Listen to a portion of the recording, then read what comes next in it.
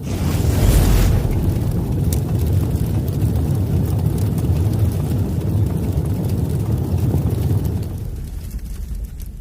Students, JP online classes में आपका स्वागत है। आज हम क्लास 12th के अध्याय 3 में नीति के जो दोहे हैं रहीम द्वारा रचित, उन दोहों का अध्ययन करेंगे।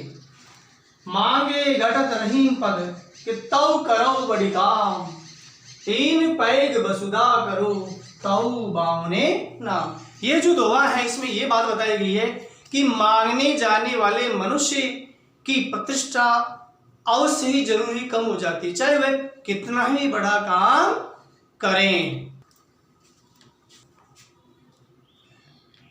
मांगे घटत रहीम पद कि तौ करो बड़ी काम, तीन पैग वसुधा करो तौ बावने नाम। शब्दार्थ देखिए, घटत गढ़ता है, पद सम्मान, कि तौ कितना भी बड़ी बड़ा, तीन तीन पैग पग कदम, वसुधा पृथ्वी, तौ फिर भी तो भी, बावने वामन बावना।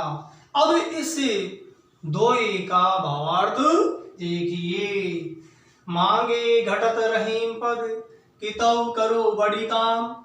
कवि रहीमदास जी कहते हैं कि चाहे आदमी कितना भी बड़ा हो, याचक बनने पर उसका सम्मान और बड़प्पन धूमिल हो जाता है।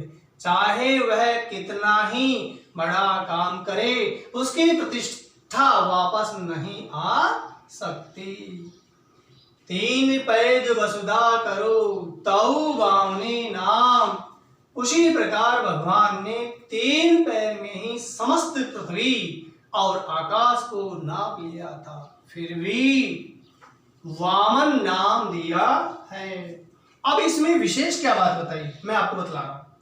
भगवान देवताओं के हित के लिए दैत्यराज बलि से वामन का रूप बनाकर 3 डग धरती मांगने गए थे। जब बलि ने उन्हें देना स्वीकार कर लिया तो उन्हें विराट रूप धारण करके 3 लोग 3 डगों में नाप डाले।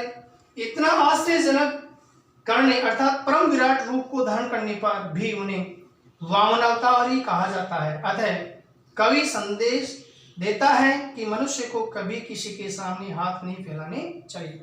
अब इसमें देखिए कि तौ करो बड़ी काम, क यानी क वर्ण की आवर्ती होने के कारण से अनुप्रास की छटा। दूसरी बात इसमें यह बताया गया है, दृष्टांत अलंकार भी बताया गया है। दृष्टांत अलंकार का मतलब होता है जब पहले एक बात कहकर फिर उससे मिलती जुलती दूसरी बात पहली बात को उदाहरण के रूप में कही जाए, वहां उदाहरण अलंकार होता है। जैसे याचक बनने से प्रतिष्ठा की हानि होने की बात इसमें बताई गई है।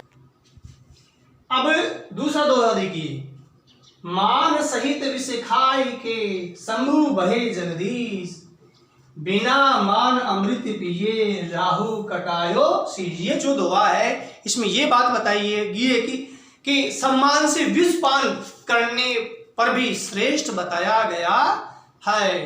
अब इसके आप शब्दार्थ देखिए, पुनः मैं बोल रहा हूं उसको। मान सहित विष खाए के शंभु भये जगदीश, बिना मान अमृत पिए राहु कटायो शीश। मान सहित सम्मान से विष जहर खाए खाकर शंभु शिव जी जगदीश ईश्वर संसार, जगदीश का मतलब होता है संसार के स्वामी, भय हो गए। बिना मान कुटिलता से अमृत राहु एक दैत्य जिसने कुटिलता से विष का पान किया था। शेष अपना राहु, मैं पुनः बता रहा हूं शब्द का अर्थ, शब्द राहु का एक दैत्य जिसने कुटिलता से अमृत का पान किया था। अब इस दोहे का भावार्थ देखिए। मान सहित विष खाए के शंभु भये जगदीश, यानी रहीमदास जी कहते हैं कि देवताओं के बड़े आग्रह और सम्मान से शिव जी ने कालकुट विष का पान किया था और वे संसार में जगदीश्वर के नाम से पूजित हो गए थे। बिना मान अमृत पिए राहु कटायो शीश। और राहु ने कुटिलता से अमृत का पान किया था तो अपना सिर कटाना पड़ा और अपमानित होना पड़ा। अतः मनुष्य को सम्मान से जीवन व्यतीत करना चाहिए, कुटिल व्यवहार को त्याग देना चाहिए, क्योंकि कुटिल व्यवहार से मनुष्य कभी सुखी नहीं रह सकता। अब इसमें क्या बात बताइए दोनों। इस दोहे में कवि ने समुद्र मंथन की प्रसिद्ध पौराणिक घटना का संदर्भ लेते हुए स्वाभिमान जीवन बिताने का संदेश दिया है, चाहे इसके लिए कितना भी मूल्य चुकाना पड़े। कवि का मत है कि मान सहित विष भी पी लेना अपमान पूर्वक अमृत पान करने से कहीं अधिक श्रेष्ठ बताया गया है। अगला देखिए, रही मन जीव्या बावरी कही गई सर्ग पता, आपू तो कही भीतर रही जूती खाद कपाल। ये जो दोहा है इसमें ये बात बताया कि व्यक्ति को अपनी वाणी को सोच समझकर बोलना चाहिए, यानी व्यक्ति को मन में सोच विचार के बोलने की इसमें सलाह दी गई है। अब रही मन जीव्या बावरी कही गई सर्ग पतार, आपू तो काहे भीतर रही जूती खात कपाल। अब इसके शब्दार्थ देखिए, जीवा जीव, बावरी मूर्ख पगली, सर्ग पताल ऐसोगनीय बातें, भीतर अंदर, जूती जूता, खाता है, कपाल सिर। अब इसका जो भावार्थ है वह देखिए क्या बताया गया है। रही मन जीव्या बावरी कहे गई सर्ग पताल। रहीमदास जी कहते हैं कि जीव्या ऐसी पगली है कि कुछ भी बोलकर आकाश पाताल की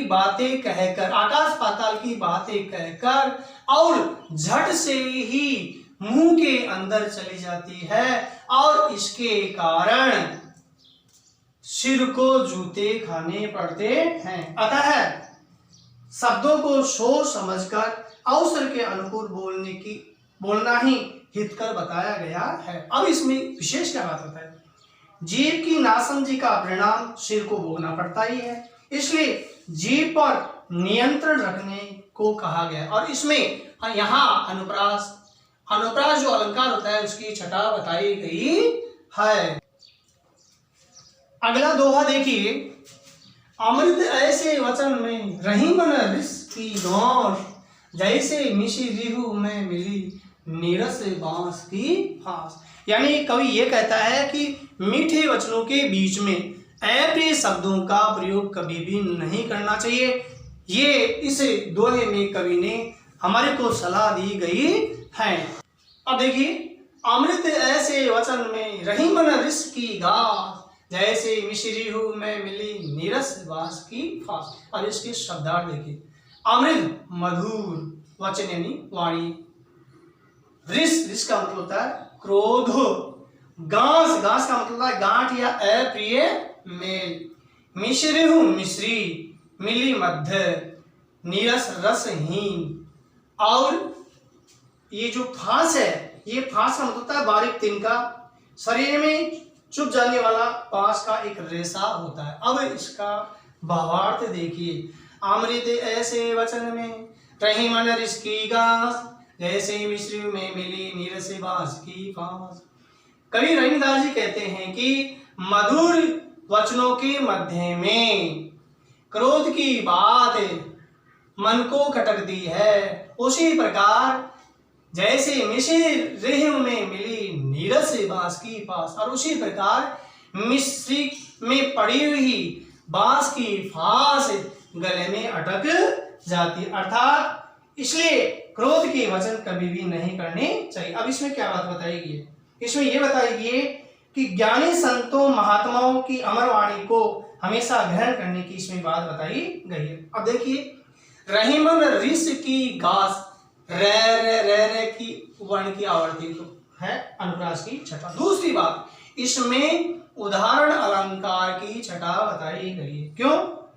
क्यों जब एक बात कहकर उसके उदाहरण के रूप में एक दूसरी बात कही जाए और दोनों को जैसे जो जिमी आदि किसी उपमावाचक शब्द से जोड़ दिया जाए, जैसे ये उपमावाचक शब्द आया जैसे, तो मैं पुनः बता रहा हूं, जब एक बात कहकर उसकी उदाहरण के रूप में एक दूसरी बात कही जाए और दोनों को जैसे ज्यों जिमी आदि किसी उपमावाचक शब्द से जोड़ दिया जाए, वहां उदाहरण अलंकार। ये जैसे जो शब्द आए उपमावाचक शब्द आया। क्यों? क्योंकि कवि ने मिश्री के मिश्रण की प्रक्रिया का ज्ञान बताते हुए सदा विनम्र, कर्णप्रिय, शिष्ट वाणी का प्रयोग करने की इसमें सलाह दी गई है। पुनः बता रहा हूं, कवि ने मिश्री के निर्माण की प्रक्रिया का ज्ञान बताते हुए सदा विनम्र, कर्णप्रिय, कानों को प्रिय लगने वाला, और शिष्ट वाणी का प्रयोग करने की हमें सलाह दी गई है।